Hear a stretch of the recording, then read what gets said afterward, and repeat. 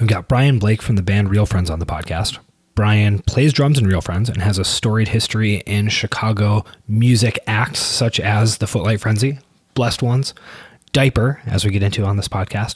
And Brian actually joined Real Friends right before they really started to take off and gain momentum and gain a fan base. So he discusses that trajectory of what it feels like to suddenly have a lot of people caring about the music that you play, since I think that most of us who have spent our lives playing music in various forms or another have spent most of that time playing music that no one really cared about. So very interesting to hear that journey and what that trajectory felt like. Brian also discusses his mindfulness and meditation practice, since he at various points has had a lot of issues with self-judgment, being hard on himself, having a hard time focusing appropriately while playing drums live.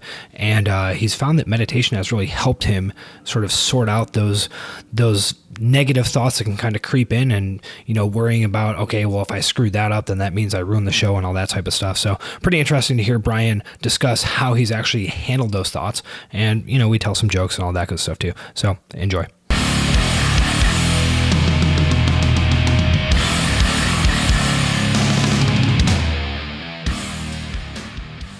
You should tell me about the Baba show. I like that that's what we're leading with. The Baba show was a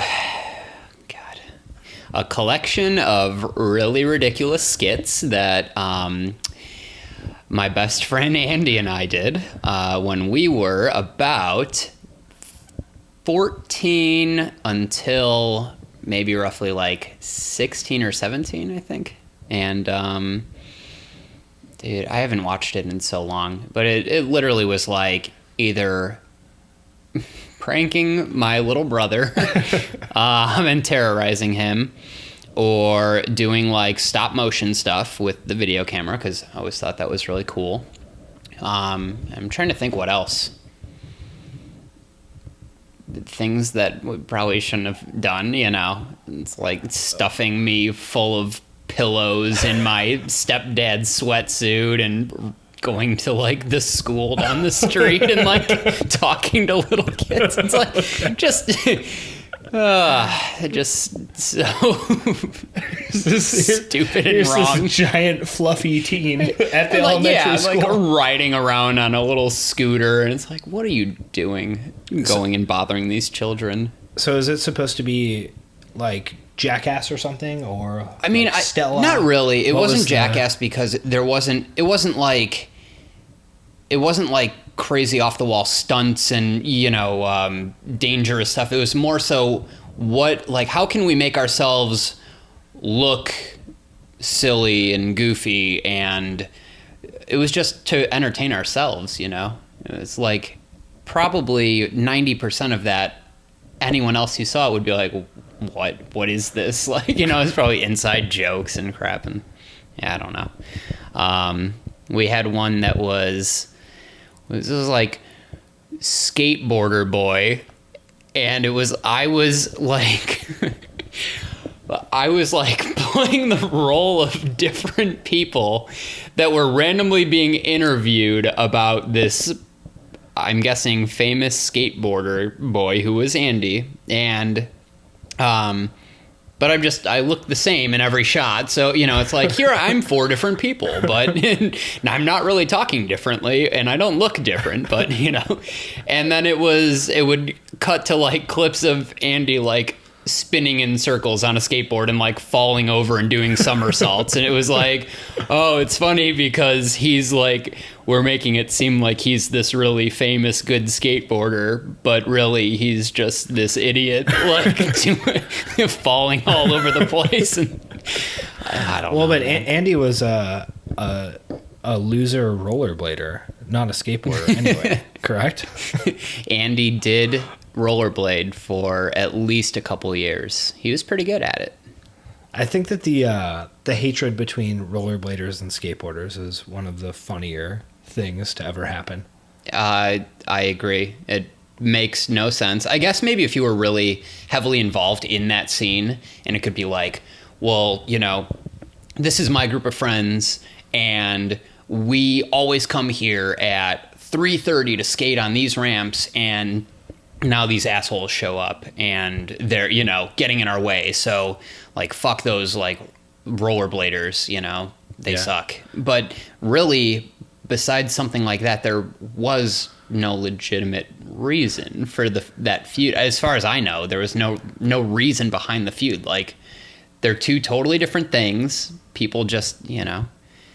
Well, I think that's the issue, is that they're not two totally different things. They're different, but they're like close enough. I guess. 'Cause I think that what ends up happening is that you're trying to protect your identity so much, and the fact that someone could sort of lump you in with those people who do that other thing where you roll around and like grind. Yeah. Right? It's like, no, we do like the other kind of grinding on rails. Yeah, I mean, in that sense of it, yeah, all right. Oh, we're both, you know, grinding or going down ramps and stuff like that. But you know what? No one ever gave a shit once you had the people on their little razor scooters. It was like, that's cute. Like, you just go ahead and have fun. But, you know, for some reason, but two totally different things in the sense of the way that you're doing it, you know, like, and I don't know, that's ridiculous.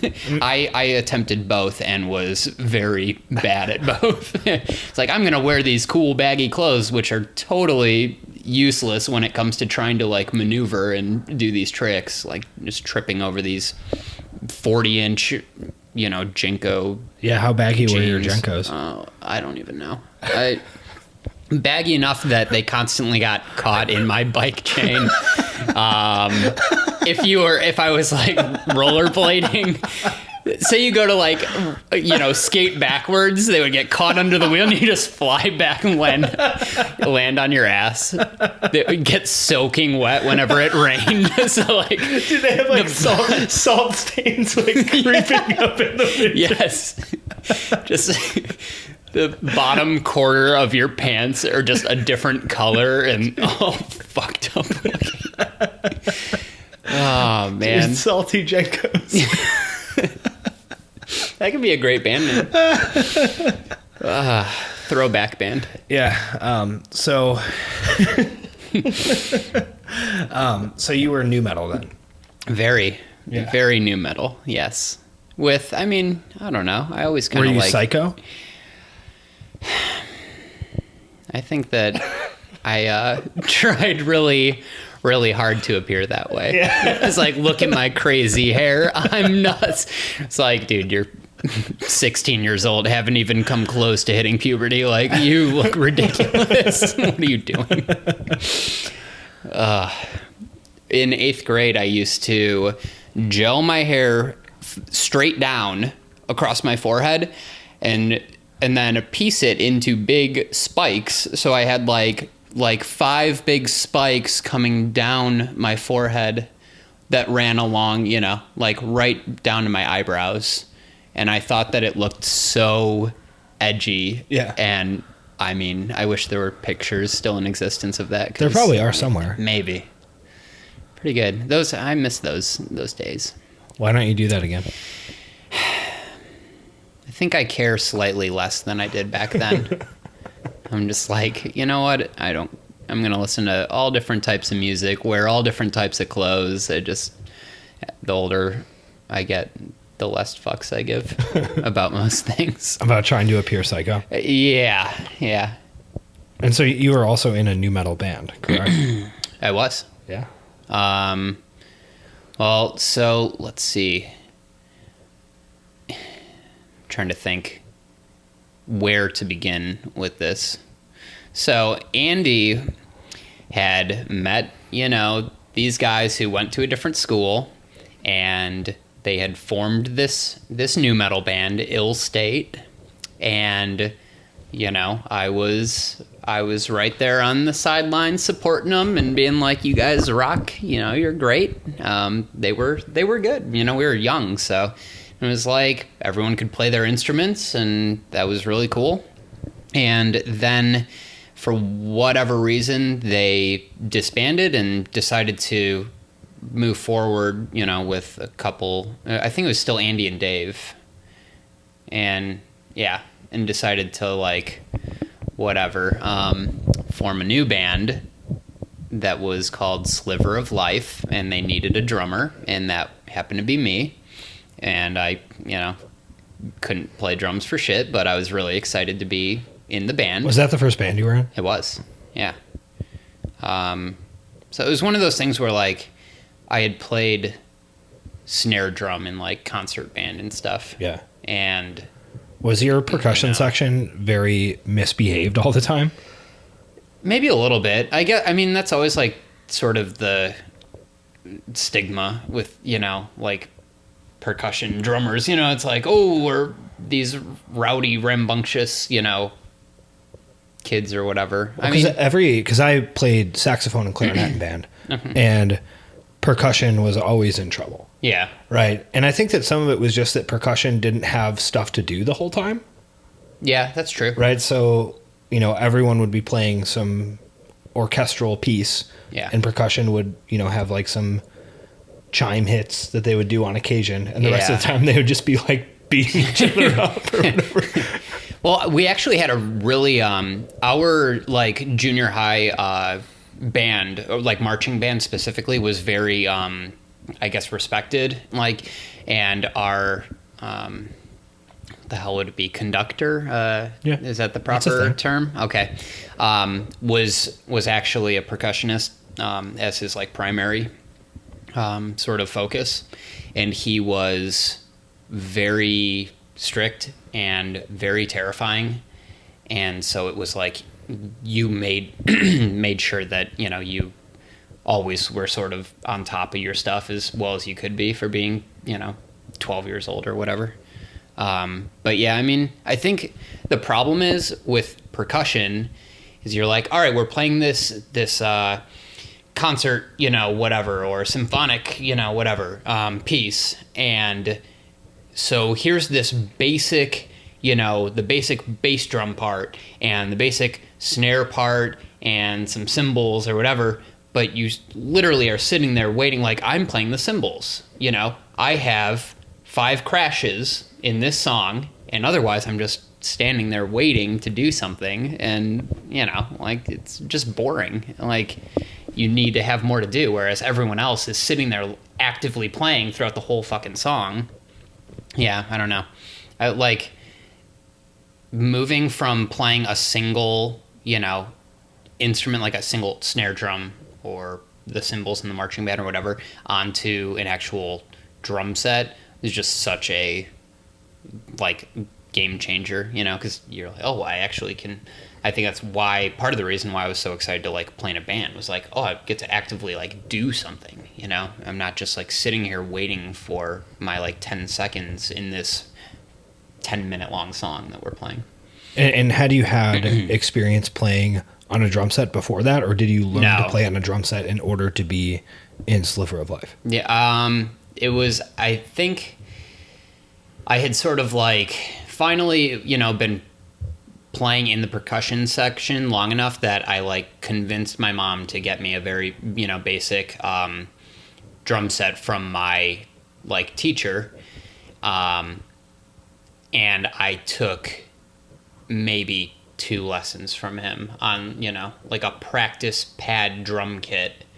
And besides that, it was just all self-taught and figuring it out as I went, I would do the same fill for every single song. I would do the same beat for every song. It was just because I didn't know what I was doing. So it was just like, well, I know how to play this, so I'll just play that all the time. And it's funny that you bring up, the, like, Sliver of Life thing, because I was thinking, Real Friends did a live recording session at a studio on Tuesday. Mm-hmm. And I'm driving home from You did a Sliver of Life cover? And I'm thinking, wow, we have a part in one of our new songs where it's quick floor tom snare, just, playing 16th notes. Yeah. And I'm just like, wow, I, like, breezed through that, and I was, like, feeling really good about it. And then I thought back to the first Sliver of Life song that Andy and Dave showed me. And the, like, intro of the song was this, like, dun dun dun dun dun da da da da da da da da da da da, and those 4 hits, 1, 2, 3, 4. It was the hardest fucking thing in the world for me to play. I'm still like stuttering, like oh god, it's getting like so tense. Yeah, and just and I just kind of like, you know, laughed to myself like, man, that was like so hard for me to play that back in the day. Like it was so challenging, and you know, it's not like, oh, that was hard for the first couple days. That was hard for the whole time, you know. It was kind of one of those like reflecting back on how far you've come. It only took me 20 years, but now I could play that part pretty easily. Wow, I'm doing great. Really got some momentum going. If I keep this up. Yeah, just like that shit just sticks with you, you know? It's like, I hadn't thought about it in years and years and years. And then all of a sudden it's like, that used to be really fucking hard. Yeah. I could play circles around my 12-year-old self now. Whatever, 15-year-old self. Like, well, yeah, I would hope so. So did you ever take like actual drum lessons other than being in band, or no? No, I took just like those I said, few like lessons, like couple, just very generic lessons. And then I think about maybe like 7 or 8 years ago, I tried to actively like seek out an instructor, and I took again like 2 lessons from this dude who, one, was charging way too much money for what he was trying to teach me, and then 2, his way of like having me practice was copying VHS tapes and giving them to me, like, here's a lesson, like, review this.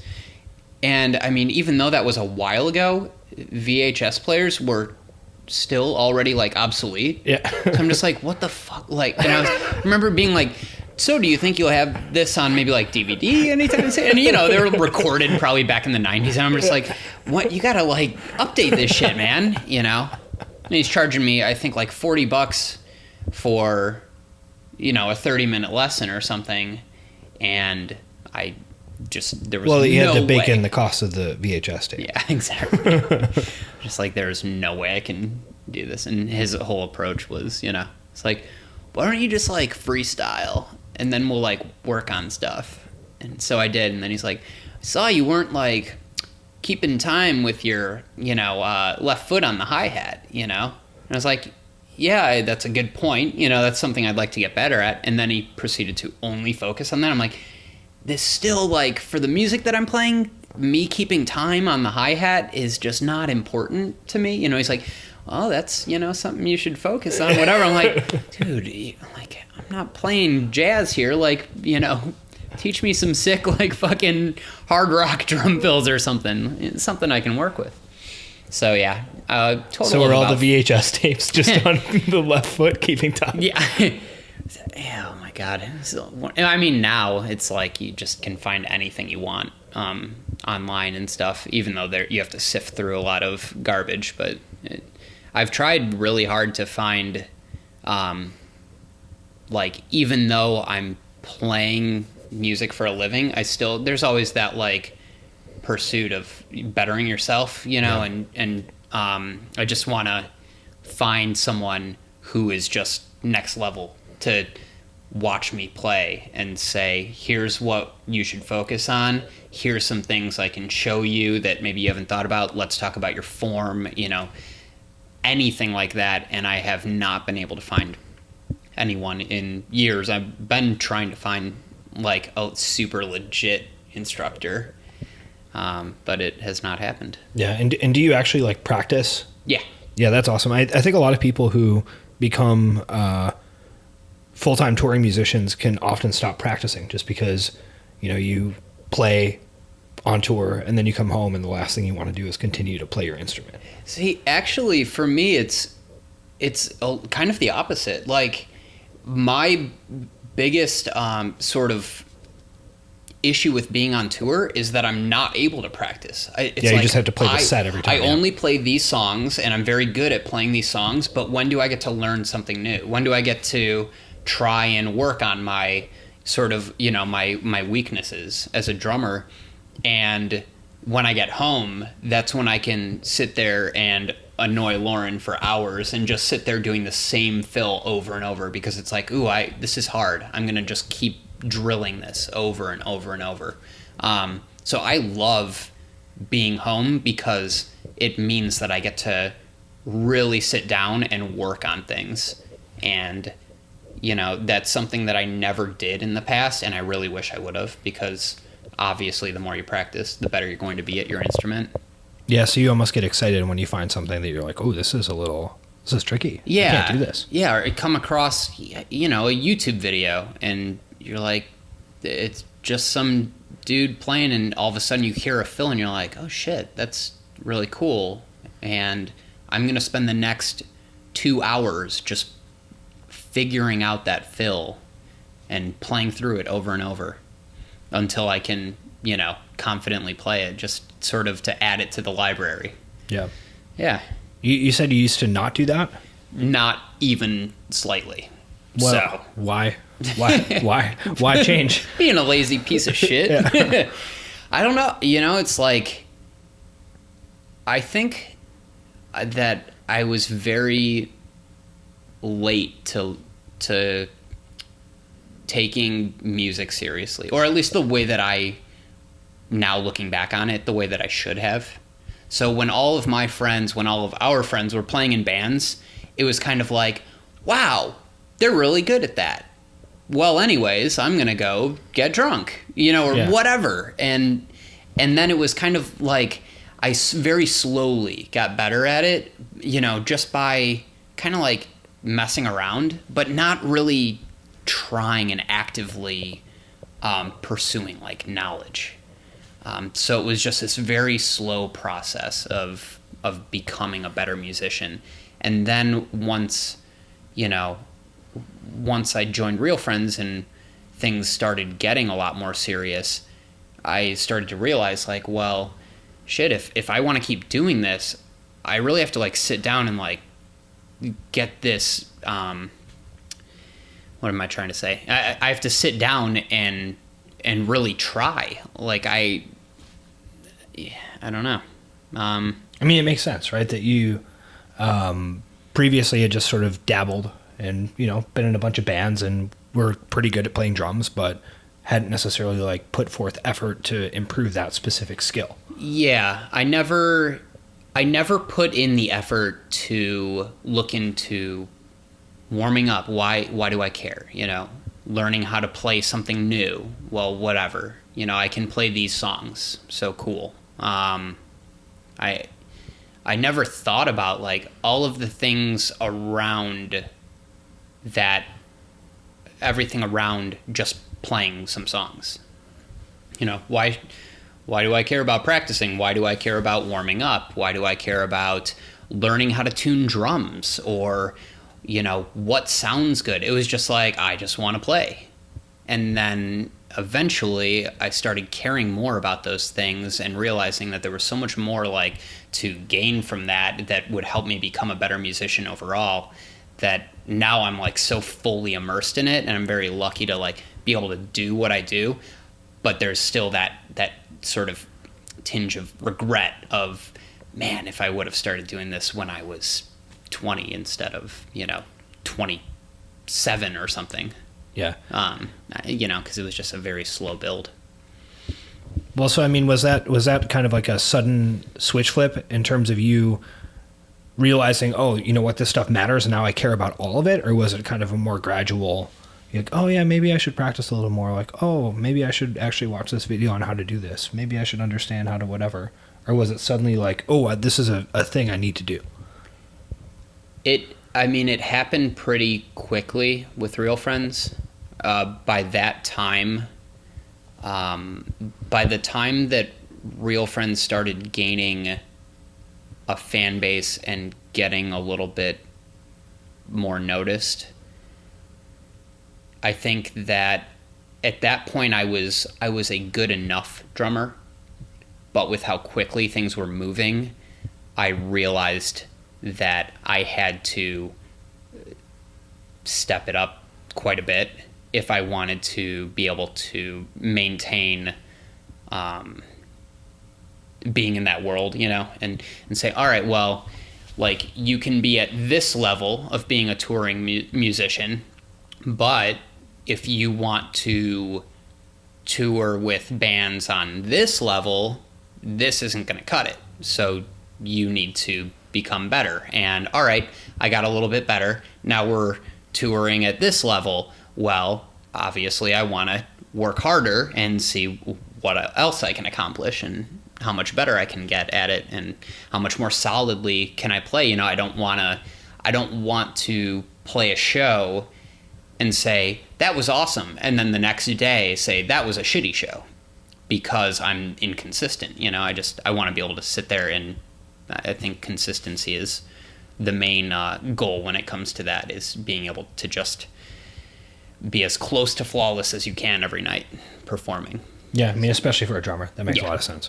Do you guys play to a click live? Yes. Okay. Yeah. Yes. So I mean, that's another thing that, again, something I never really used to do, and luckily wasn't too difficult to nail down, but just another one of those things where one day it was like, hey, I watched some videos of us playing some songs. We were playing them way too fast. We should probably try and play them a little bit closer to the recorded tempo. And it was like, oh, I'm not just like feeling out, in the moment, which of course you have adrenaline going. So it's like, let's play this double time.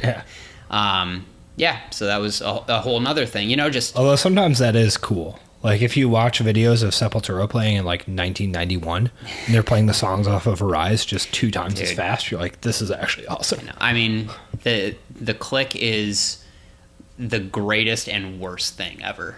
It's great for keeping you consistent, and it is awful when you have nothing but adrenaline and excitement going, and you're like, why is this song so fucking slow? I hate this. Yeah. Like I'm like messing up because this is too slow. Like it feels weird doing a fill that feels like I'm in slow motion.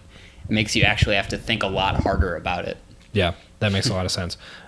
So, I mean, for you, it seems like one of the big motivations is just kind of achieving a certain amount of success and then seeing the different tiers of live bands, right? That you're like, oh, that's what people who are actually doing this are capable of doing. Yeah, I mean, because, obviously, like most people, I'm my own worst critic. So it's easy for me to sit there and say, well, yeah, I consider myself to be a pretty good musician, but that dude's way better than me, and, he blows me out of the water. So what can I do to become even half as good as him? It's easy to only focus on what your faults are, which unfortunately for me has been a very large part of, it's been a very large struggle over the last several years, is because all I'm doing is focusing on what I need to improve, what I'm not good enough at, instead of saying, hey, I'm doing this really fucking cool thing and I'm pretty good at what I'm doing. People seem to like it and like me and whatever and like the band. It's grass is always greener, I guess. I'm doing this, but I could be doing that. Yeah. I mean, especially with something like music, right? Where unless you're one of 3 bands, it's like, well, there's this band that's doing the same thing that we're doing and is more successful and has more fans, right? With something like drummers too, there's X number of people are just absolute freaks, where it's like they can just do anything. And you're just like, well, I can't do that, right? Yeah. So, I mean, how do you make that helpful for you to recognize, hey, I have these faults and it's something I can work on, and this is a process that, is going to be good for me to improve, rather than letting it, like you said, become like a negative thing that weighs you down? I think it's when you come across those freak of nature musicians, at least then you can be like, yo, I'm never going to be anywhere near that level, and that's okay. I don't have to be the greatest drummer in the world. But when you're with your peers and you say, here's a band that we sort of came up at the same time as, and now I'm watching them, and damn, they've all gotten way better over these last few years. I kind of feel like I've gotten a little better. I think that's when it starts to get under your skin a little bit. because then you start having those thoughts of, well, what have they been doing, like, that I haven't been doing? What have they been practicing differently, or just what's the deal? And that's when it comes back to just having to remind yourself, like, yo, I'm my own person. I don't, this isn't a competition, even though it's drilled into your fucking head by a lot of people that it is. It's not a competition, and as long as I can be happy with myself and I can play these songs accurately, precisely, solidly, that's what matters, Like, as corny as it sounds, like, the whole goal here is to have fun and enjoy this in the moment, and it's very, very easy to get distracted from that and start, just only focusing on what your shortcomings are. So I try to stay very sort of focused and, like, balanced mentally, just because I can really get in a negative headspace with a lot of that stuff. So try and do the, deep breathing and meditation and reading. And I've read so many, like, self-help type books about just, chicken soup for the pop punk soul. Yeah. Like, books that don't even necessarily pertain to me, but that I know I can gain something from. Like, I don't consider myself to be depressed, but I'll read books about depression to better understand how I can potentially slip into something like that. Because I've had times where, where that's happened. And I think pretty much everybody has had times where that has happened. Some way worse than others. But, I'll read these books just so that I can take away something from it. And when I start to feel that, sort of remind myself, like, hey, this, whatever it might be, like, you are not how you feel or what you look like today, or, how you played today. Like, everybody has good days and bad days, just have to sort of roll with it and not dwell. If I fuck up a fill in a song, a couple years ago, I would sit there for the rest of the set, not even just muscle memory, playing the rest of the songs and just sitting there thinking over and over, you fucking idiot, you messed that up. You have ruined the show. It could have been a flawless show, and you fucked it up. And next thing I know, the show's over. I'm like, wait, we played 8 more songs after that? When did that happen? Just that, like, whole ruminating, like, mind, I think that's the right word. Is that ruminating? Yeah. Yeah. So, yeah. I don't know. What, if anything, has been effective for you in terms of dealing with that?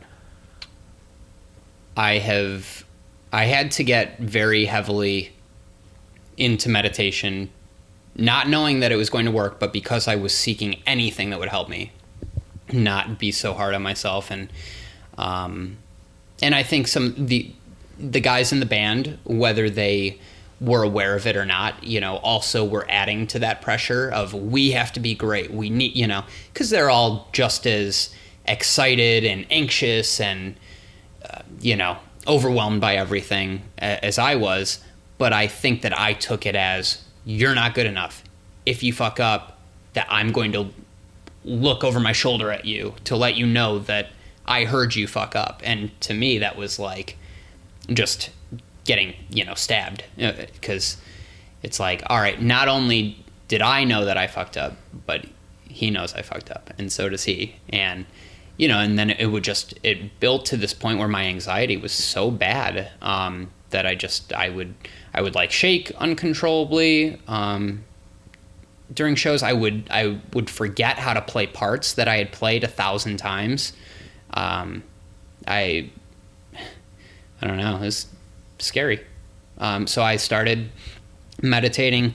That was advice that my manager, the band's manager, gave me. And I was like, all right, I've never really tried this, but I'll give it a shot. And didn't really notice a difference the first, week or two. And then it very slowly, I started, all right, like, I was a little less tense today. That was cool. And, maybe another week goes by and I'm like, actually feeling a little bit better, okay, it's starting to get there. And it got better and better and better until I was like, holy shit, I'm good. Like, I'm playing well. I feel good. I'm not so stressed out. I'm not feeling as judgmental toward myself as I used to be. And so I stopped. And within a couple months, those things crept right back in. And I had the same issues all over again. And that's when I realized this might be something that I need to just sort of stick with for the long run, because it clearly is making a difference. And now when I realized that, I've gotten so much more into it now, because I realized that you can apply that not only to performing, but to everyday life. I don't have to stress out about that I said the wrong thing to somebody, or did I look stupid when that happened, or making up stories in your head. Do my friends think I'm an idiot because I posted this thing on Instagram that I think might be taken as like being kind of lame? And then I'll sit there and think about it over and over. It's like learning to let things go. So yeah, I think reading and meditation have helped a lot with that kind of stuff. So when you started meditating, what did you do? Because I think a lot of people are like, yeah, I should meditate. And then they sit there and they're like, this sucks. My brain is stupid. I hate it. And it hates me.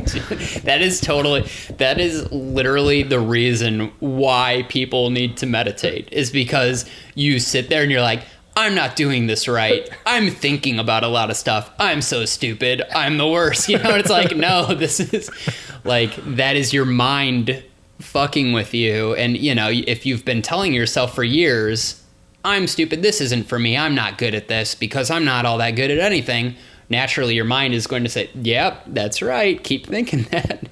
So it's like sort of retraining your brain to the point where you can sit there and have a thought pop up, and instead of saying I'm bad at this, you are recognizing, oh, I'm having a thought, and that thought is saying I'm bad at this. Well, that's just a thought. It's not, no one's here to say whether that thought is accurate or inaccurate. It's just a thought. I have, a million thoughts a day. Some are great, some are bad, some mean nothing. It's like, that's all it is your brain,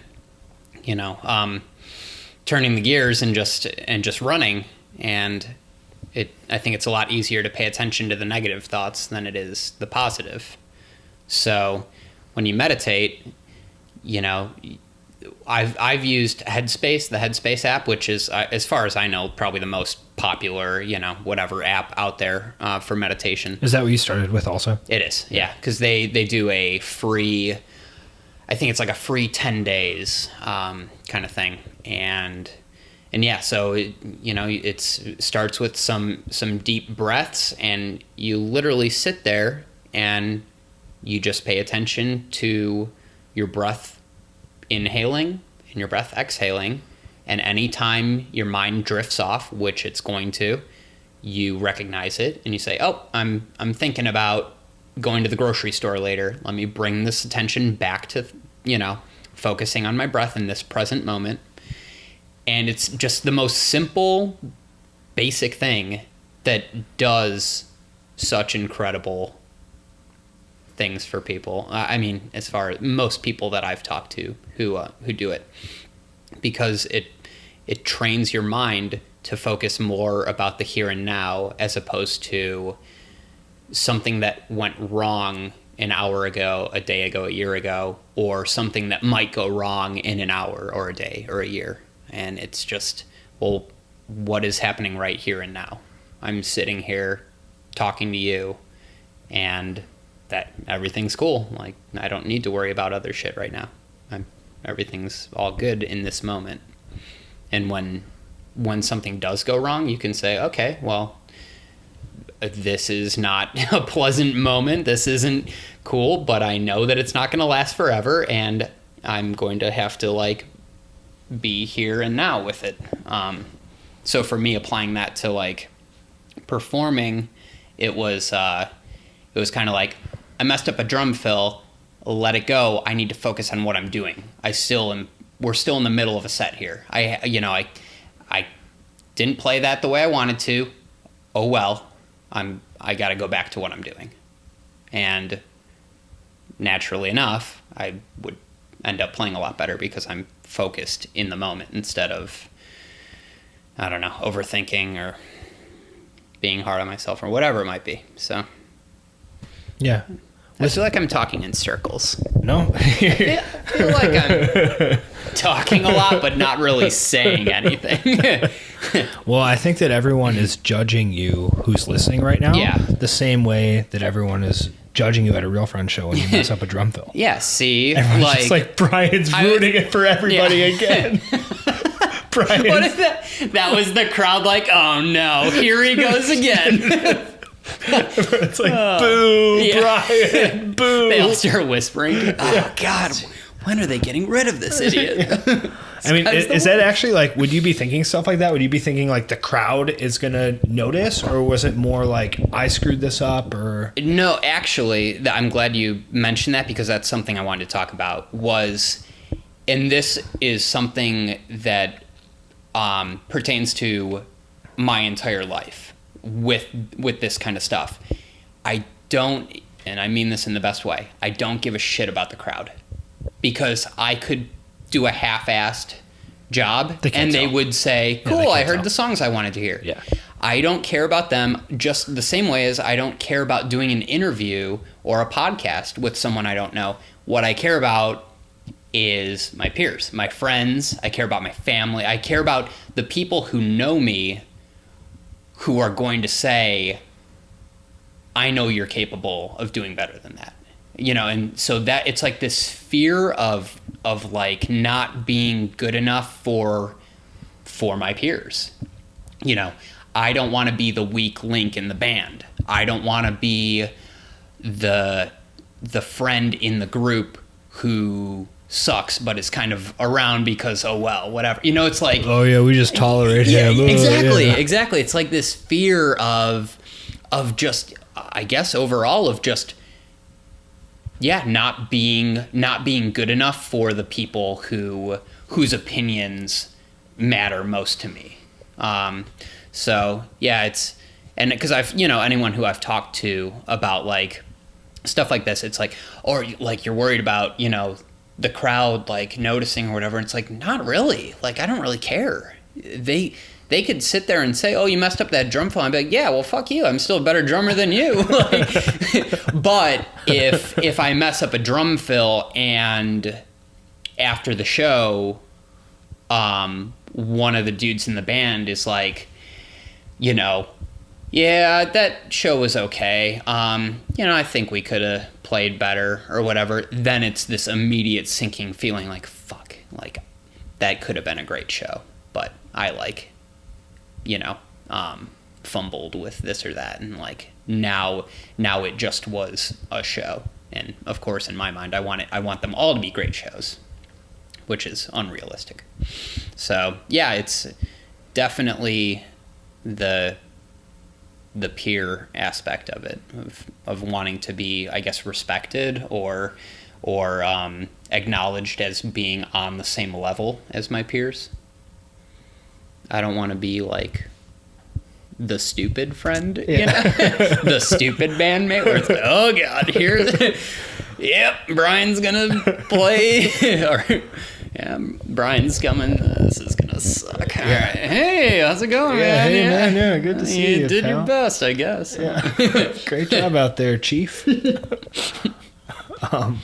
Well, I think that you talking about meditation with regards to, I guess, improving the ability to focus during performance is super interesting, right? Because when you're doing something like playing a show, or doing any sort of physical activity like that, where, I mean, like you mentioned, you essentially have the ability to go on autopilot and just sort of do it, right? And you have to be able to simultaneously tune out external distractions, but also not become overly focused and weird about what you're doing, it's this weird sweet spot in between. Yeah, you're totally right. Because it's if you get too distracted by like, oh, this is going on in the crowd, or like I see this, that, whatever, then you lose focus and you start making mistakes. Yep. But if you're also like, okay, for this fill, I need to like really make sure I start with my left hand, and I hope I don't like my foot's kind of there it goes. Yeah. I just missed it.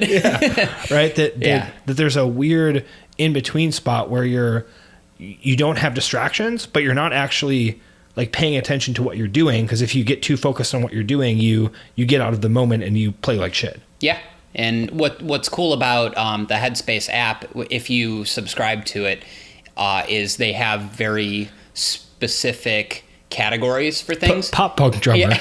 and one of them is focus, and I actually have been doing that one more recently just because why not, they're all either 10 sessions or 30 sessions. So depending on what it is, this one is 30. So I've been doing it for a little while.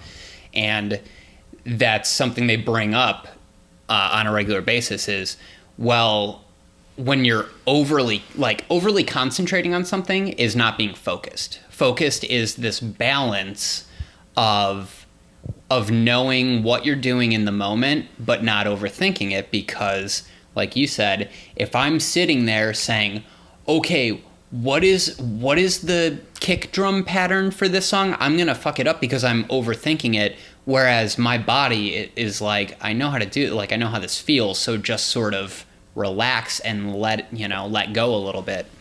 But yeah, if I let go too much and I'm like looking at someone in the crowd who's acting weird or something, then all of a sudden I completely lose track of what I'm supposed to be doing. So yeah, it is this like very sweet spot, like you said, of just being relaxed but also present.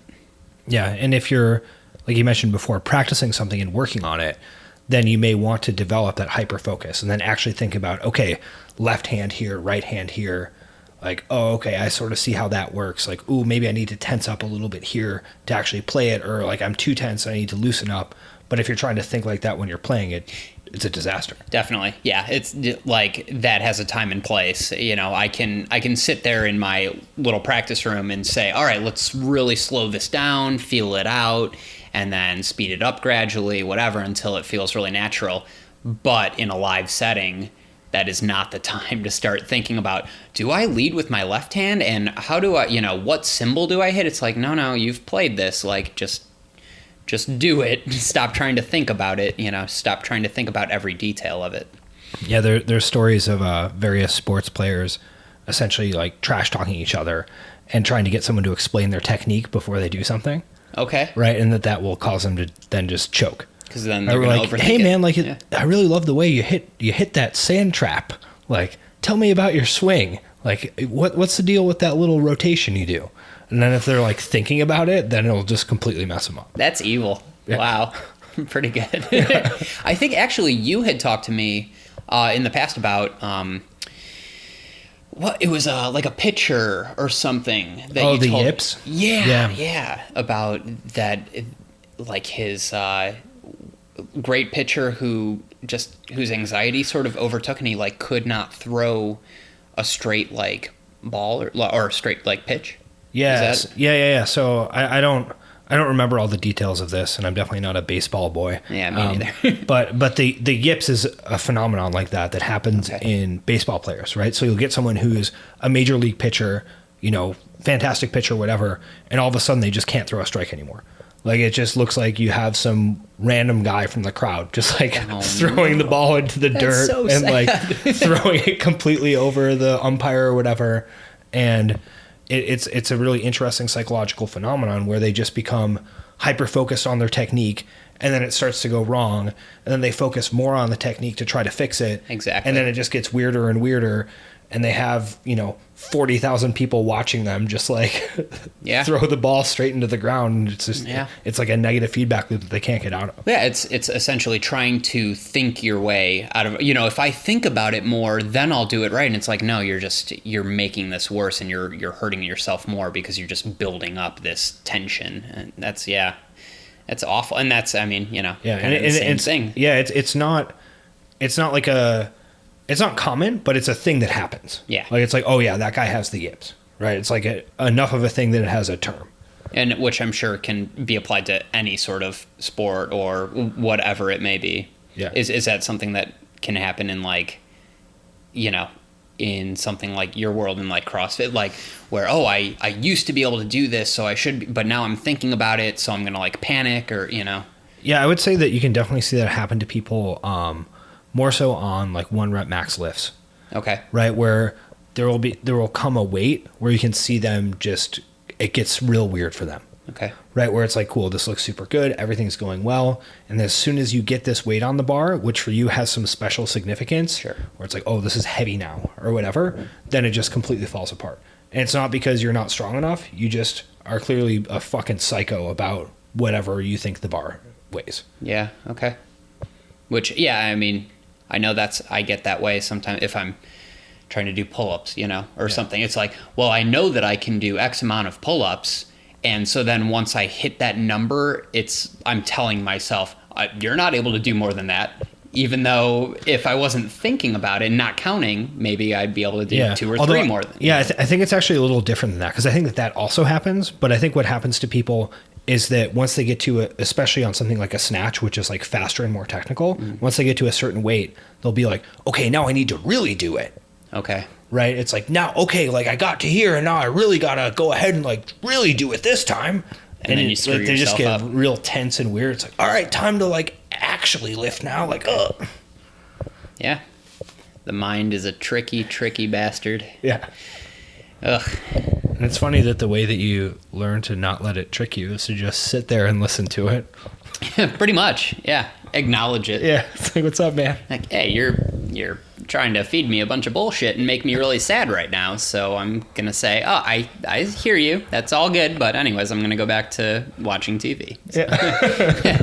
I'm not going to think about this, you know, traumatizing moment from when I was 8 years old or something. Like, I'm acknowledging that. I'm going to let that go. And now I'm going to go back to watching Ozark or something. Yeah. It's like a little kid that's just like, hey, like here's some ideas, like what do you think about that?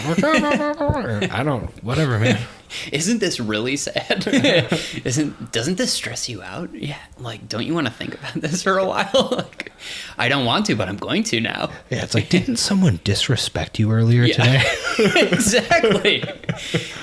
I can say, oh, who gives a shit all day long, but ultimately, you know, it's still lingering back there like, well, maybe we should, oh, you know what you could have said to that guy? Yeah, that would have gotten him back. Yeah. That would have taught him a lesson. So I don't think I know how you actually joined Real Friends, because you were not in that band to start with, right? I wasn't. And then you were in some band with a guy from Show Off or something. Which I actually think I thought was Real Friends, because I think you joined Real Friends around that same time. I mean, kind of. I honestly don't remember, yeah. But I just remember, like, when you were first in Real Friends, I was like, oh, cool. It was like that the thing with the guy from Show Off? All right, well, so starting with that, I guess, the guy from Show Off. While I was playing in, like, various bands, I never was in a band. Like, I wanted to pursue music as seriously as I could. And it always seemed like it was just a very casual thing, which I understood. And I felt out, you know, everyone else's thoughts on this, you know, and I wasn't going to try and force something. But I still was sitting there saying, well, I want to see how far I can like take it or what I can do with it. You know, I've seen all my friends do all this cool shit, you know, whether it's playing big venues or going on tour or whatever. Like, I would just want to try and even come slightly close to something like that. So I was always pursuing people who wanted to put a little bit more of a serious effort into a band. And one of these like very short-lived side projects was a band that was just kind of like randomly put together by a friend of mine who knew various musicians. And it was kind of like, you're looking for a guitarist, I know a guitarist who's looking for a drummer, you know, and and he's friends with a singer who's really good, or whatever it might be. And so I ended up talking to people just via, I don't fucking know, Craigslist or Facebook or Twitter or whatever it might have been, to try and find people. Do you want to try and do something in this sort of realm of music and whatever?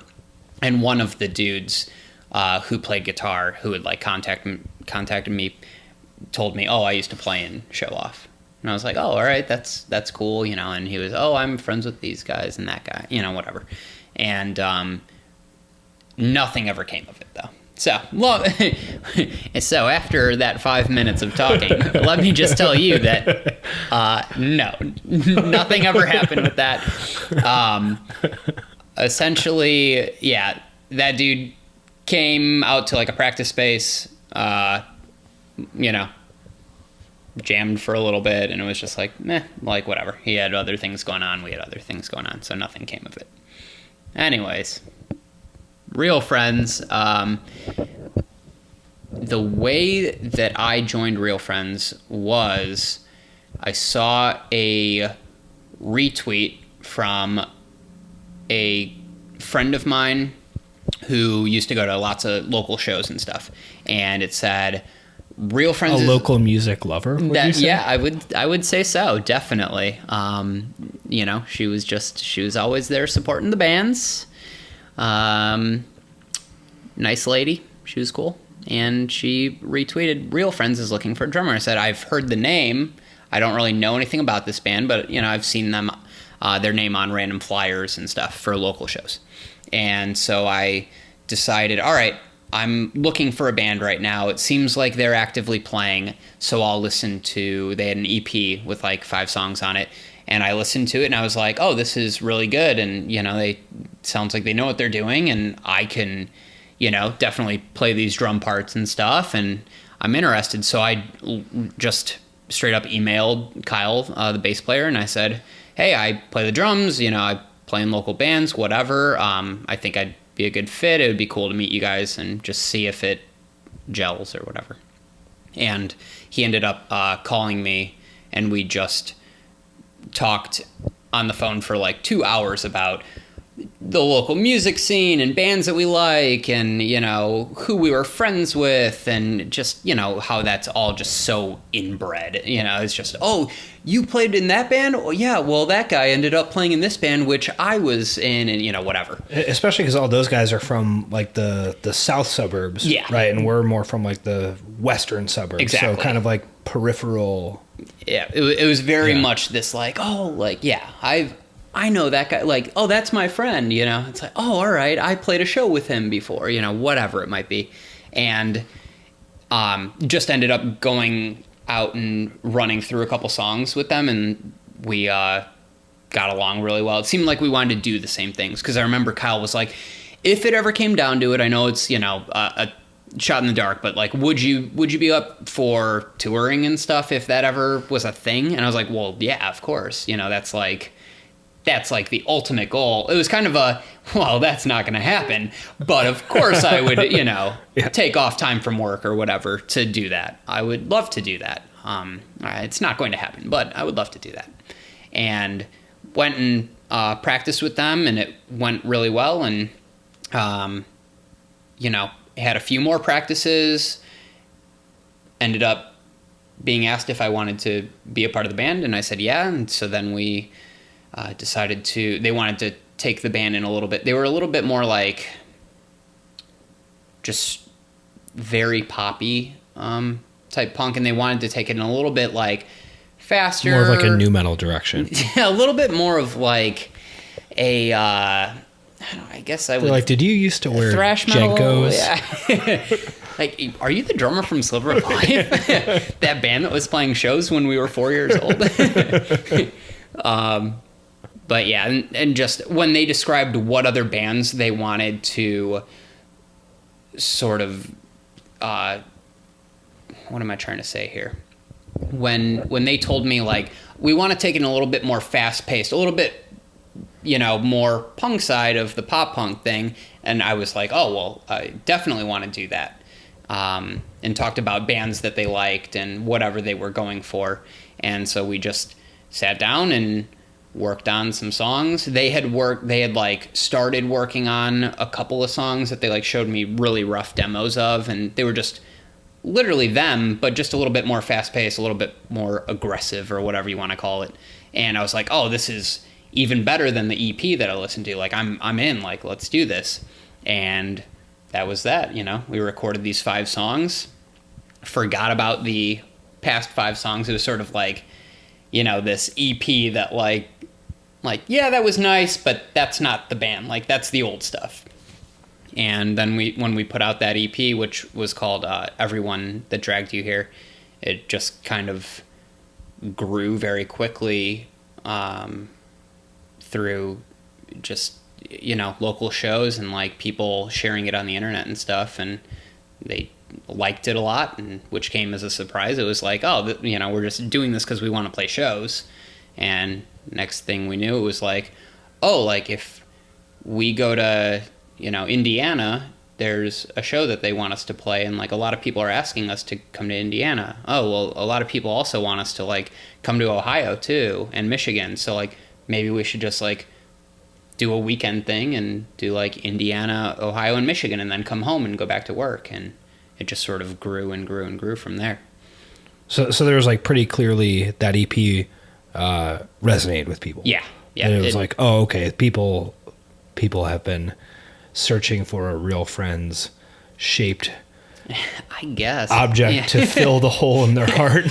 Yeah, I mean, it was like, because obviously I'd never been a part of anything like that before, so it was weird how quickly, not that it was like overwhelmingly fast or something like, oh my God, you know, I can't handle this, but it was weird to like put music out on the internet and then see that people were sharing it, and then even that just other kids were like writing reviews on it and posting them online, and it was all like really positive stuff. And it just like, it's funny how quickly that can happen with the internet, because I had never had that before. So within a matter of I think you and I have both been in a lot of bands that no one has cared about. Yeah, I mean, and that's like the norm, you know. It's like, I'm not doing this because I want, you know, someone in California to think that I am playing in a cool band. It's like, I just want to play shows and maybe have 20 people show up to watch us and push mosh or something. And, you know, so it's like, oh, like this is what happens when people care and really go out of their way to like share your music. Like, that's amazing. And so it went from being a, you know, weekends here and there, and then all of a sudden it was, oh, let's do a, you know, a 10-day long tour. And that went pretty well. And we said, all right, let's try and like, let's just keep pushing it. You know, that's all it was. Just keep pushing it. Let's write a few more songs. See how they like those too? Cool. Well, now let's do, you know, oh, this band is asking if we want to go on a tour with them, like a full US tour. Like, okay, let's see how it goes. That went well too. And it was just, you know, we lucked out with the response that we got. So it was very like, it was fast, but it wasn't so fast that it was unmanageable. You know, it was this nice steady growth of like just a little bit more, a little bit more, a little bit more. And yeah, it started with those 5 songs, and there was another like 3 songs that we released, and people really liked those. And then we did a 7-song EP a year later, and that had a couple of songs on it that people really liked. So I think that kind of, you know, pushed us up another notch, you know, with other bands, and made it possible to do some things. And yeah. Now we're at this weird stage where it's like, all right, we've established ourselves. We're not the new hyped up buzz band, whatever. We're just the band that's been around for a while, that people know who we are. They know what our lyrical content is about. They know what our songs sound like. They either like us or they don't. And how do we continue to grow from there, or at the very least try to maintain what we have? Yeah, and we were talking about this a little bit before we started recording, but, you know, at the stage when you have an actual audience that has expectations of you, right? And you're putting out new music or going on tour or whatever, that's a pretty challenging spot to be in terms of the actual creativity of the process and what you're creating. Because, you know, when you don't necessarily have that, like you said, you're like, well, we're just making this and we want to play some basement shows for 20 people. And like some kids come and jump around, like that's great. But then when you have something that, you know, has a certain level of resonance with people, there's obviously a push to make them happy, whether that's conscious or not. And you also, you know, may or may not want to do what people expect of you. So how do you guys balance those competing, I guess, like interests in terms of what you want to create versus what people expect of you and what you know you need to do to actually keep the band moving forward from like a more career standpoint? Yeah, I mean, that is definitely a very difficult thing to, you know, maneuver, because I think the fan base, like, has so much more of a say in the music than they realize, because we, you know, will release these songs and think that we have a song here. Oh my God, people are going to love this song. I can't wait to play this live. And all of a sudden you play it live and you're like, they did not care at all when we did that. Like, they were barely, you know, singing along. They're barely moving, whatever it might be. And all of a sudden you're like, well, I guess we won't really be trying to write more songs like that, you know? Like, I thought it was good, but if 90% of the crowd doesn't care or is, you know, not interested in that, well, it kind of pushes you in a different direction. And I mean, you know, it's not like we're sitting there only thinking, what is everyone going to like? Yeah, we're only like, going to do you have like positioning wants. documents Hey, and like market research and all that stuff. Yeah. But I mean, it is sort of one of those things where there was a certain point with the band where I think we started veering a little bit more toward a pop aspect of the band, strictly because we started to notice that those songs got way better reactions. So it was like, well, if that's what everybody is really into and those are the things that they like about our band, I mean, we like those songs too. So we'll just, I guess, do a few more of them. And, you know, we like the faster paced, slightly, I wouldn't say heavy, but whatever you want, you know, a little bit more toward the punk side of things. It all comes down to the fan base, though. So if those kids who really like the faster paced, you know, a little bit more aggressive songs have now drifted off to somewhere else and they're not really interested in Real Friends anymore, well, maybe, you know, we say, well, we're not going to focus so much on those types of songs anymore. Because for a while we were very, like, what I would consider like 50-50, you know. It was like some of them are poppy, some of them are more punky, you know, whatever. And yeah, they determine a lot of that. They don't determine all of it, but it certainly determines what songs we're going to play on a tour, or like... Oh, sure. For a set list, you kind of have to. Yeah, you know, and we all have songs in the band that we're like, I fucking love this song, but we're not going to play it on a tour because the crowd is just going to blankly stare at us. And when that happens, you're like, oh, well, we're kind of killing the energy of the set here, so... Yeah. Guess we don't play that song live anymore, but I still really like it. How much are you willing to do that? Because I think that there's potentially a sweet spot to be found there too, right? Where I think that some bands will have an element of like, all right, like you guys are going to eat your vegetables right now. Like here's a song that we want to play, like so we're going to play it, and you can shut up and stand there quietly. Exactly. I mean, we do that too. You know, we'll even have songs where we will say before we play them, like half serious, like, most of you don't know this song, but we really like this one and we're going to play it. So move the fuck around if you know, and if you don't, well then fuck you. Like we're going to play it anyways. Yeah. I mean, cause you don't want to, it's that fine line of like, you don't want to sit there saying we're playing the same 10 songs or however many songs that we've played the last like 4 tours. Like, like, I know you Yeah. guys like these songs, but you gotta kind of switch it up a little bit. Yeah, I mean, because that can be like Def Leppard. I love Def Leppard, but I saw them I think maybe 3 years in a row, and their set list was almost a carbon copy. Yeah. I'm like, okay, I'm good. I don't need to go see them again. Yeah. Which is too bad because I love them, but I kind of don't want to see the exact same show again. Totally. And, but then...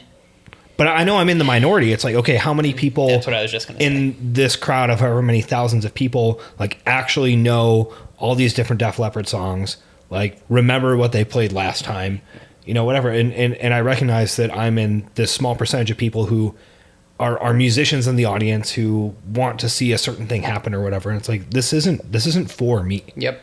You're like you said, in that minority of like these, I don't know if I would, I hate using the term like true fan, but like you're a little bit more, I mean, dedicated. I would be happy to say that I'm an elitist fuck a little bit. Yeah. But, and then they play that song that you wanted to hear and you're going crazy. And then there's yes. 10,000 Yeah, other people there who like, are like, what is this? Yeah. I know, the singles. Yeah. Yeah, it sucks, man. Like that's, and then even we'll have fans be like, when are you guys going to play like this song in the set? I'm like, dude, I love that song. We will never play that in a set because you will be the only person singing along to it, and everyone else there will be very bummed out because they'll be like, what is this B-side, from 2011 that they're playing? So you do have to kind of cater. You don't want to fully cater to the fans because, it's our band and we're doing this because it's our thing. We want everyone to have a good time and enjoy themselves. But at the same time, it's not like, please, you just tell me what I'm supposed to do. It's like, you have to balance it out with, all right, well, the crowd's not going to go crazy for this one, but we all really like this one. So we'll throw that in there and we'll make sure we follow it up with a song that everyone will go crazy for, because at least then we're not like, killing the energy of the set. Yeah. Yeah, because that can also happen where you're like, okay, well, we want to do this, and then everyone is just too sad to get excited. Yes. We did a tour where, let's see, it was like 2 years ago. We had just released a record called The Home Inside My Head, and it went over okay, but it was very much like it did not bring in a new fan base. It didn't I wouldn't say it hurt us, but it certainly didn't help us. It very much fell flat. And it had some songs that people really liked, but majority people were just kind of meh about it, and that's okay, But the first song on the record, a lot of times bands will open with that. Ideally, here's the first song from the new record, starting things off. All right, new guys, and let's get fresh. some moshing going. And I loved this song, and we opened with it on this tour that we did, and every fucking night the crowd just blankly stared. Boo. We're just like, and after about 10 shows in a row of these blank stares and us being very bummed out, it was like, I guess we don't play that song anymore. Yeah. Even though it's the first fucking track on the record, people do not like it. They don't care, whatever. And it's just like, well, it's a shame that that's the first track on the record. Like, it wouldn't matter if it was the 8th track or something, but fuck. So, yeah. Although I think there are also bands that get off on that. I saw Cave In a few times on when Jupiter had come out. Probably one of my favorite bands. Yeah. And I actually think Jupiter is an awesome record. But at the time, that was a very upsetting thing for people. Because it was so different. Yeah. Oh, yeah. To go from, Until Your Heart Stops, metalcore, whatever, to something that sounds like Pink Floyd. And, Cave In would play and people would be bummed because they're playing these long songs and they are there just with the hopes that they might possibly play, something from Until Your Heart Stops. Yeah. And, or something. I remember, I'm sure this was a planned thing that they did all the time, But Stephen Brodsky was like, all right, like, who wants to hear an old song? And everyone's like, yeah. He's like, yeah, you guys want an old one? And they're like, yes. It's like, awesome. Like, we're really excited to play an old song for you guys. And everyone's like, yeah. Dude, and then they just like play a Led Zeppelin cover. And everyone's just like so sad, dude. God, I wish I could give that few fucks about.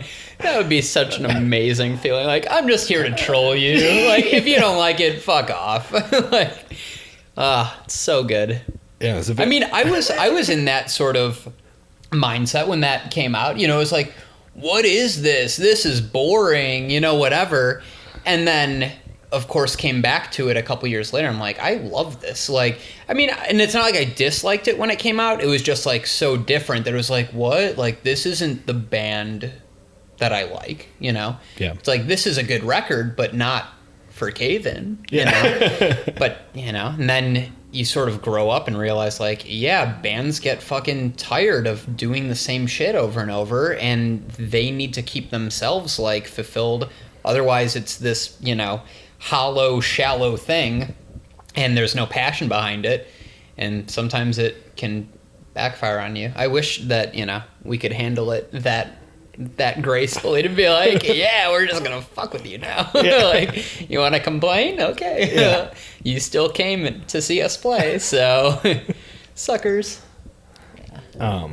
But so you mentioned that the direction of the band has gotten poppier, at least partially deliberately, which I definitely noticed that on the new record, which I think, I don't know, sounds more like the Gin Blossoms or something. Okay. In a good way. I like that. And I mean, I wouldn't even say it sounds like the Gin Blossoms, but I think it's much more of like a pop rock record. Totally. Than necessarily a pop punk record. And I mean, my first thought was like, okay, well, I know you guys worked more with a producer. You know, obviously you are maturing as artists. Like, what's the deal? Tell me about it. I think that the focus there was pretty much what you just said, as far as more of a pop rock kind of feel to, you know, the point that it's just that, like, the pop punk thing, I mean, if it wasn't played out 10 years ago, it's played out now. It's just kind of like everyone knows what it is, they know what it sounds like, and there's not a whole lot of innovation, and it was just kind of like, well, we still want to sound like us, but we want, I hate using this term, but like sound more mature, you know, but it really, that is what it is. Like, we wanted to do a record that was a little bit more, like that catered more to, like, that everyone could, not everyone, but more people could listen to and enjoy, as opposed to like, well, the pop punk kids will love this. Everyone else will say this is a pop punk record. It was just like, well, let's leave in some of those elements, but also have it be a little bit more like, you know, a wider, like, spectrum covered of, you know, style of music. And how can we expand on this, and how can we do something that is us, but like trying to take it to a different level, I guess. And we worked with this guy, Mike Green, who's worked with a ton of, like, pop bands. Did you know that he was in the Flying Lutenbachers? I didn't know that until you sent me that, email? Yeah, that was in your email. I was like, wait, what? Because that's like one of those things that I didn't really ever know much about, you know? Did you ever see them? No. They used to play the Fireside just all the time. Really? Yeah. And it was like one of those, like, names that you hear all the time, but you never really go out of your way to, like, I don't know, learn about or, you know, figure out what their deal is. But I definitely knew the name, and I knew that they were sort of this, like, artsy noise rock something or other band. Yeah. Always struck me as a band that you would, like, tell people you listen to like, be cool, you know, get some scene points. I mean, yeah, they're definitely a band that is, like, pretty interesting, but not something that anyone is listening to regularly. Sure. Yeah. Where it's, yeah, this is different, unique, you know, whatever, but I don't want to listen to this to, pump me up on my way to work or something like that on a regular basis. No, I get that.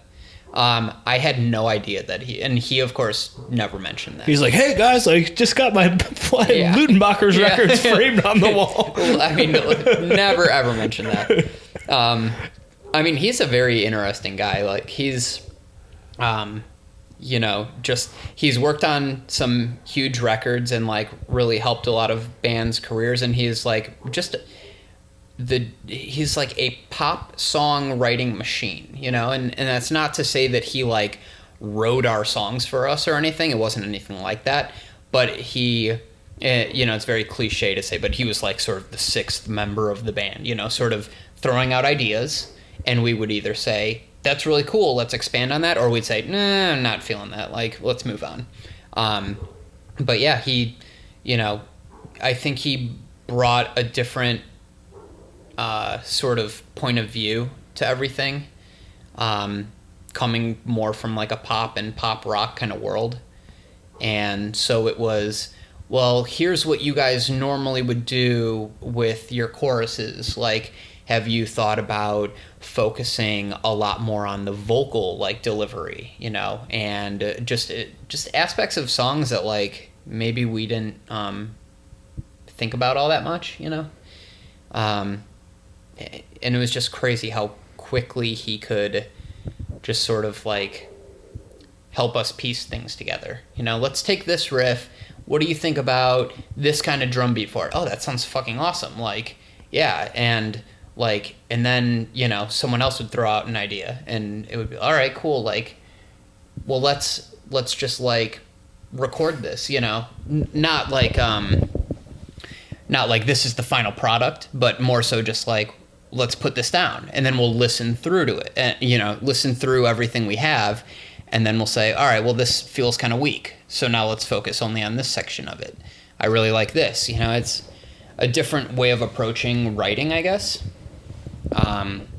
Which, I don't have a very large role, if any role, in the writing process with Real Friends. It's very much like program drums, and I'm there to sort of be like, I will spice up the drum parts a little bit, or I will be there to say, oh, this is lame, I don't like this, and be very negative and be like, this song is embarrassing or whatever. Like, please, let's not make this a real song. We need to forget about this one. But yeah, his first instrument, his primary instrument is drums. So like he could sit there and be like, what do you think about this? Typing on, his keyboard, like as if he was writing an email, and next thing you know, it's like this complex drum part that sounds fucking awesome. And I'm just sitting there like, I wouldn't change anything about that. I think that fits perfectly, and it's not something where it's that difficult to come up, like if here's what we're thinking for the guitar part. Obviously there's only so many variations of a drum part that are going to fit well with this in the world of like rock and pop punk and stuff. But yeah, so just he essentially took our writing process and made it way more efficient and polished, but not to the point where it sounds fake or doesn't sound like us.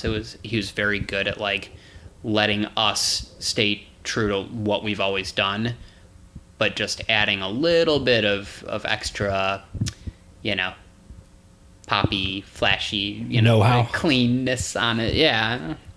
But that's, so with him, it was a great experience, writing and recording with him.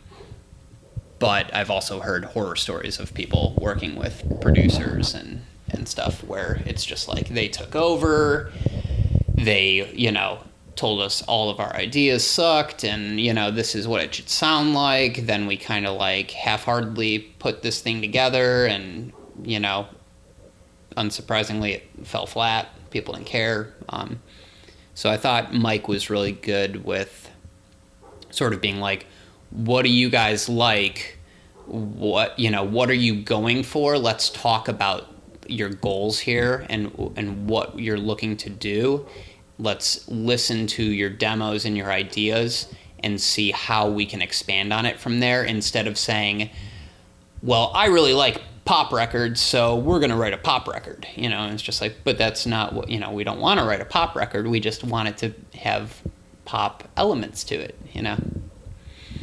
How much should you guys come into the studio with? Because I think that idea of writing in the studio sounds super stressful to me. And we talked about this a little bit before too, where a lot of the bands that I've been in have been much more like, okay, I come to practice and here's basically how the song goes. And that's what we do. Rather than kind of putting something together more collaboratively. There were plenty of demos and ideas that what we did differently with this record was we left things unfinished. We didn't have nailed down, vocal melodies. This is this vocal part. It was very loose. Some of the songs even were like what I would consider to be like halfway written. It was just like, here, it's an idea. So we had times with him where things were started from scratch, and he said, let's talk about what kind of song we should work on today. Oh, well, kind of feeling something a little bit more mid-tempo, maybe that might have like a nice strong like sing-along for the chorus or something like that. And you would throw out these ideas, just very vague ideas. And he would say, okay, like, so let's pick out a tempo, just start from scratch like that. And sometimes it worked great, and other times it was like, I'm really not feeling this. Like, it's not going the way that it should be going today. And you had other days where there was a song that, the guys had worked on that maybe was 80% complete. And we would take that song and say, all right, this song is pretty good. What can we do to strengthen it? The chorus feels kind of weak, so let's really focus on that, and we'll come back to everything else later.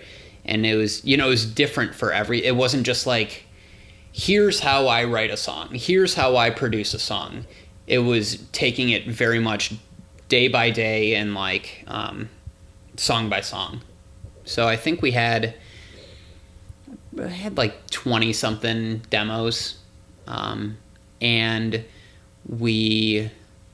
a few of the songs were written in the studio. A few of them, were almost totally written beforehand. It was kind of all over the place.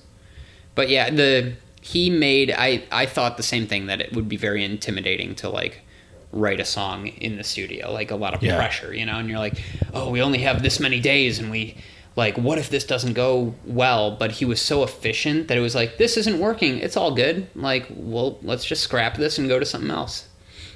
Yeah, because you hear horror stories about that too. Yes. Where bands go into the studio with nothing. Yes. And then it's just a mess, and they're trying to put stuff together, and everyone's getting mad, and it's not going well, and then they put out just like a terrible record. Yeah. And everyone's like, what happened? And it's like, oh, well, they went into the studio with nothing and like just threw this together. Exactly. You're like, oh yeah, it sounds like it. Okay. Yeah. And we've had, friends, bands who I'm sure have had things like that happen.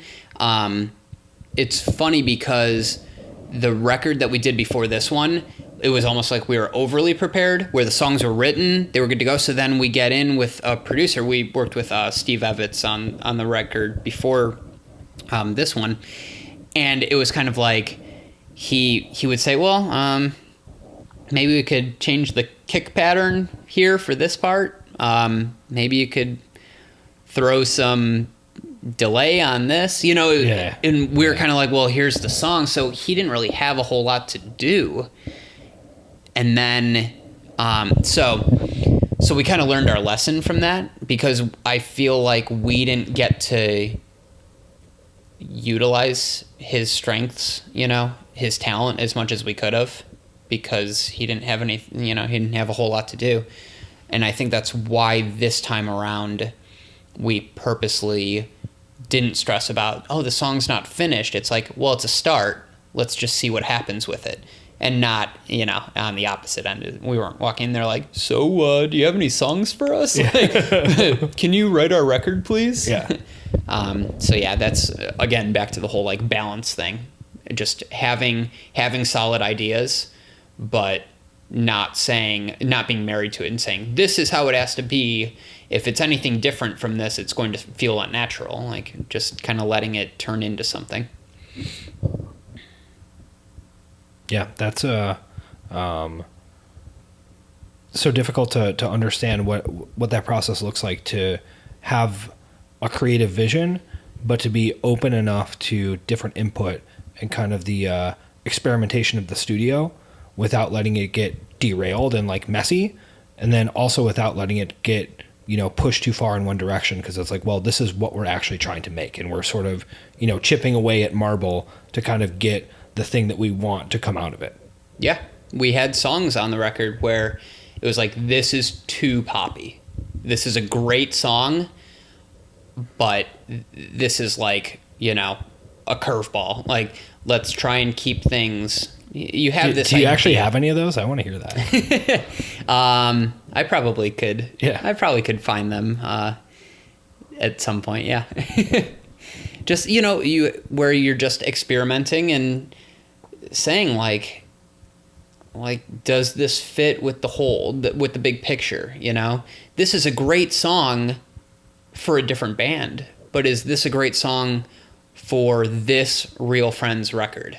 No, it doesn't really fit with the other songs. All right, well, and you want to have variety, but if it's too much, it's kind of like, what the hell is that song doing on this record? Yeah, that's, sure. That's weird. It like threw off the whole vibe of the record.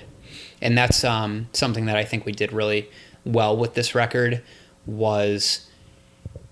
It has to be X amount of songs, or it has to, we have to have an acoustic song because there's always an acoustic. It was like, no, let's just do what feels right to us, what we are stoked on, and and not sort of let outside influencers like try and control this record. Like, let's just do what we know feels right to us. And because of that, it came out a lot stronger, and I think we're a lot more like proud of this record than we have been of the one prior to it. Sounds like you're really down on that record, man. It's not that it's a bad record. It's more so that there's a lot of songs on it that sound the same. Yeah, I got it. There's a couple that stand out, and then there's a lot where you're just sort of like, I feel like I just listened to this song on the last track. It's like, and it's a good song, but you need variety, And so we're lucky that it had those couple of songs on there that people really liked. But a lot of them were they were good songs, but they weren't great, and they didn't stand out. It was just like, oh, that's a good song, and here's another one. Yeah, that was all right too. Here's another one that sounds like the last two songs. And just you get kind of bored. Yeah, I think you mentioned earlier too that especially within pop punk, where it is, I don't know what the right word is for it. It's very much like a genre. Yeah. Where it's like, okay, here's what you do to make a pop punk song. Here's what you do to make a pop punk record. That, you could very easily just be like, okay, like here's how you do it, and then do it. And then it's just, you made another thing that is this genre. And I think that's when your band is not going to stick out, because you're saying, well, pop punk bands don't do that in their songs, so we're not going to do that either. And, it's when those bands kind of say, well, who cares? Like, we want to do that. Let's just try it. Someone says, wow, this is actually different from the last couple records I listened to. I like this. It sticks out to me because it's not the, what you're supposed to do, Yeah. So Brian, I feel my blood sugar plummeting, so we should go get a snack soon. I agree. Yeah. So tell the listeners, everyone who's made it this far probably already knows everything about Real Friends, but new record, I think it's really good. Thanks. What's it called? Where can they listen to it? I listened to it on youtube.com. Did you really? Yeah. Wow. All right. So the new Dude, I listen to all my music on YouTube. What? That's so weird. What about Spotify? So here's the thing. I said earlier that I am an elitist, and this is an example where a lot of the stuff I want to listen to is actually not on Spotify. Okay. And YouTube actually has like a massive selection of music, and they've recognized that people use YouTube to listen to music, so they've actually like updated a bunch of the functionality to make it easier to listen to music. Okay. And they have a separate app called YouTube Music now. I didn't even know that. Yeah. Wow. And I just actually can find almost everything I want on there. So okay. That's how I mean, you bring up a good point, because I'll go to Spotify to a band, like, just some throwback where it's like, I want to go listen to this EP from this band from, 1999 or something. And you go and they have only the like 3 major records that the band released, but none of the EPs. And you're like, wait, why is this not up here? It's like, oh, well, that's the obscure stuff. We don't want that on the Spotify or something. Well, I think a lot of the stuff on Spotify is there through licensing deals with labels, right? Yep. And that, no label is going to license like, oh, this weird 3-song EP that came out that was self-released by this band. Totally. Or, these Italo disco singles, or, this Persian LP that was never actually properly reissued in America. Totally. That's a good point. I'm gonna have to check out YouTube to find some of those really obscure. Dude, it's probably on there. Yeah, that's pretty good. I've been blown away where I'm like, oh wow, okay, yeah, great. Well, you can find our new record, Composure, on pretty much any general music listening app or website. Primarily, I guess YouTube, but also Spotify, iTunes, wherever you listen to music. I think it's gotten. What song should they listen to? Ooh. What's your favorite one? I think the best received song on the record, which is also probably the poppiest song on the record, is called From the Outside, which, even though it's the poppiest song on the record, still is very much like, still has a little bit of that, Is that the one that has the video? Yes. Yeah. It's poppier, but it's not, bubblegum pop or something. And so that's probably the most popular song on the record. My favorite song on the record is actually the first track, which is called Me First. And that is just a straightforward pop punk song.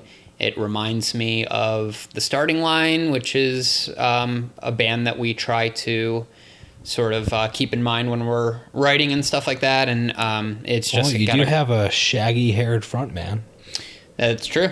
He honestly looks very similar to Kenny Vasoli.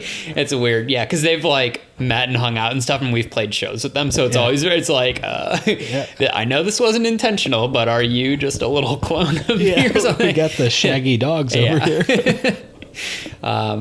So I think a good song to check out is a song called Me First, and it's just it's got a little bit of everything, a little bit of pop, a little bit of punk, and just a sprinkle of new metal in there. Just a touch. Just a little bit of head PE, just a little bit of flavor. You also have Instagram and you love it, right? Yes, I do. That's a whole other topic that we could discuss. My Instagram account, which I do not utilize whatsoever, even though I'm in a position where I should be very active on it, I overthink everything, as we discussed earlier, and so that's where I go to post a photo, and I'm like, oh, my friends are gonna think I'm stupid. I'm not posting this. Oh, this caption isn't even funny. So it just dials up all your insecurities and negative mental habits. Yeah, I think that's one of those things where, like, for the people that post every single day or even multiple times a day and they're always updating their story and stuff, it's like, well, who cares if that was kind of dumb? Like, I post a ton of stuff. For me, I post like once a month, so it's like, if that one photo is lame, then it's going to haunt me for a month. Although actually I think a lot of other people have that same level of anxiety surrounding what they post, but they just don't necessarily I guess see that as negative a consequence for themselves. Totally. That they're totally happy to just live in this world of like posting something and getting really nervous about whether or not people like it and obsessively checking the engagement of their post and just being like, oh yeah, I better post it. Oh my gosh, this doesn't have enough likes. Like, oh man, better get a picture and post it. Oh, and it's such a stupid thing. Yeah. You know, it's like it literally doesn't matter at all. It does not affect anyone or anything. You know, just you know, a picture of me and my cat or something is like, who cares? Why do I care if it gets, you know, 2 likes or 200 likes? Like, it doesn't matter. But it's, you know, we're sort of like convinced that it's important for some reason. And I think that's also another aspect of it, is like feeling like I'm almost rebelling against it. Like, I'm expected to post on a regular basis, and that's exactly why I'm not going to. Yeah. Because I'm living in the real world, and I'm totally content with everything in the real world. Like, I don't need to post a photo of, you know, I don't know, me standing up against a brick wall or something. Like, what do I fucking care? What if you just posted silly stuff? You're a I silly wish boy. I know. Just do it. I Dude, know. actually, I would God. think that would be cool. If you just posted like current Baba show style activity. When it's like, I don't think, you know, most people don't see my sense of humor ever, really, except as far as real friends goes.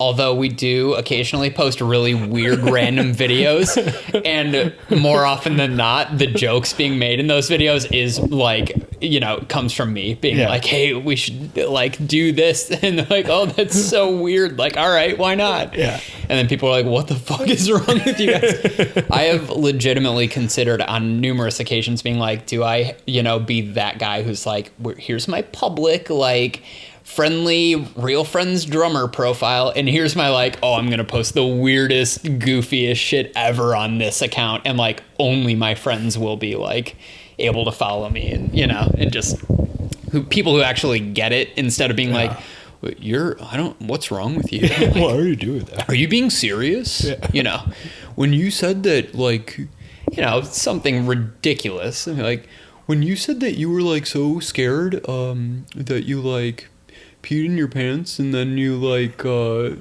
jumped out a window. You have to wear diapers at all your shows. Yeah, did that really happen?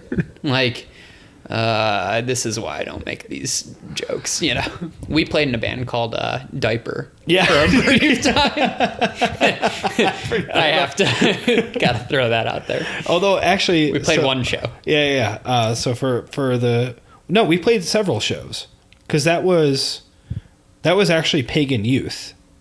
Okay. Right. So we didn't have a name. Didn't have a name. Yeah. And we had a show though, and Brandon Rios told the promoter that the band was called Diaper, which is hilarious. It's so good. But then unfortunately the actual posters billed us as Diapers, plural, which is less funny than diaper, singular. I agree, but still pretty good. Yeah. But I swear I think I only played one show. Oh, dude, actually, you know what? So I honestly don't remember this in terms of what actually happened. Did you play that show at Delilah's? Or no, it wasn't Delilah's. It was whatever that place is in Wicker Park. I don't know what place that's called. Debonair. No, okay. I have played at Debonair, but not with Diaper. So I think you only played one show in DeKalb. That is the show that I played. And we had another show. The show where we were called Diaper was at Debonair. Okay, that's great.